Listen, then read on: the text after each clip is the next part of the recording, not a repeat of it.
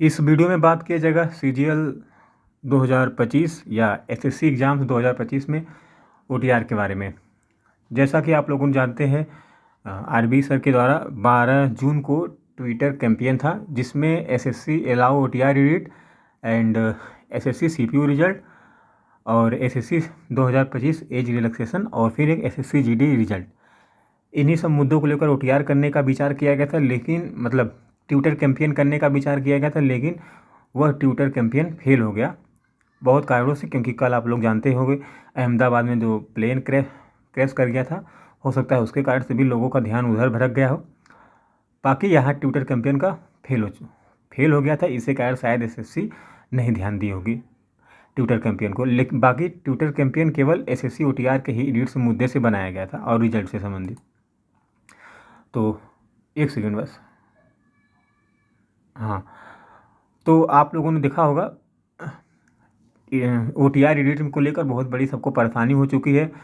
किसी को कुछ समझ नहीं आ रहा है कि क्या किया जाए। किसी का 1 साल बर्बाद हो जाएगा, किसी का 2 महीना बर्बाद हो जाएगा, किसी का फॉर्म ही नहीं भरा पा रहा है और किसी की कैटेगरी गलत हो गई है, किसी का सब कुछ गलत हो गया है। तो इसके बारे में इस वीडियो में बात करूँगा। वीडियो ज़्यादा लंबी नहीं रहेगी। देखिए, सबसे पहले क्या है ना, मैं बताता हूँ।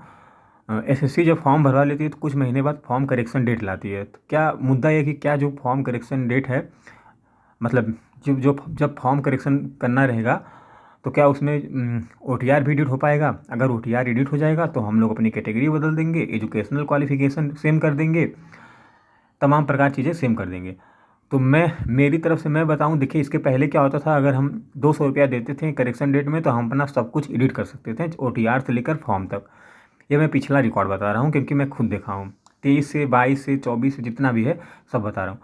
लेकिन एसएससी ने 31 मई को निकाला था ओटीआर से संबंधित कि जो पुराने हैं वो अपना ओटीआर कुछ गलत है तो अपना ओटीआर फिर से कर लें, ओटीआर में अपना एडिट करके सबमिट कर दें, नहीं तो 31 मई के बाद नहीं होगा।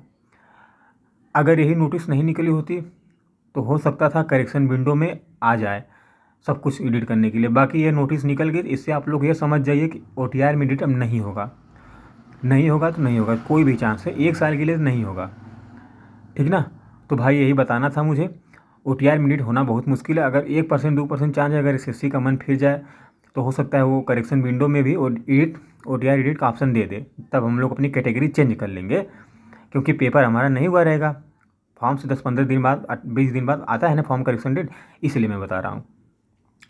और ठीक है, ये बता दिया कि फॉर्म मतलब ओटीआर एडिट नहीं होगा।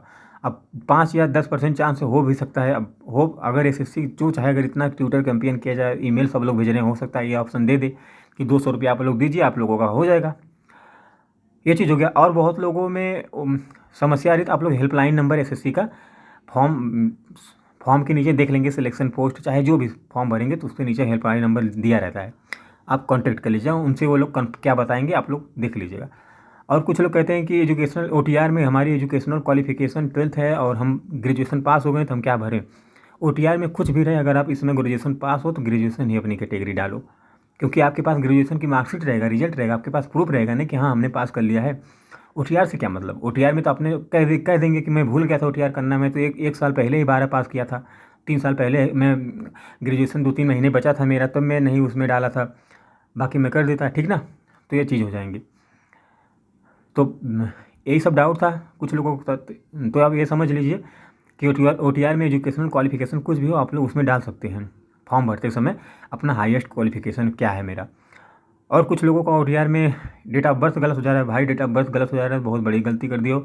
उसके लिए आप जाकर एसएससी हेल्पलाइन नंबर पे जाओ, कॉल करो, फ़ोन करो, वो लोग जो बताएंगे वही करो। और कुछ लोगों का यूज़र नेम नहीं मिल पा रहा है, पासवर्ड नहीं, और कुछ लोगों का ईमेल आईडी पे मैसेज नहीं आ रहा है, ओटीपी नहीं आ रहा है। कुछ लोगों की ईमेल आईडी पे रीसेट हो गया है, चाहे जो भी, उसके लिए आप यहाँ से फिर से फॉरगेट पासवर्ड कर दो, ठीक है। लॉगिन रजिस्टर पर जाके फॉरगेट पासवर्ड करोगे, फिर से दूसरी ईमेल आप डाल देना नहीं तो हो जाएगा काम। ईमेल उसमें वो वाली चली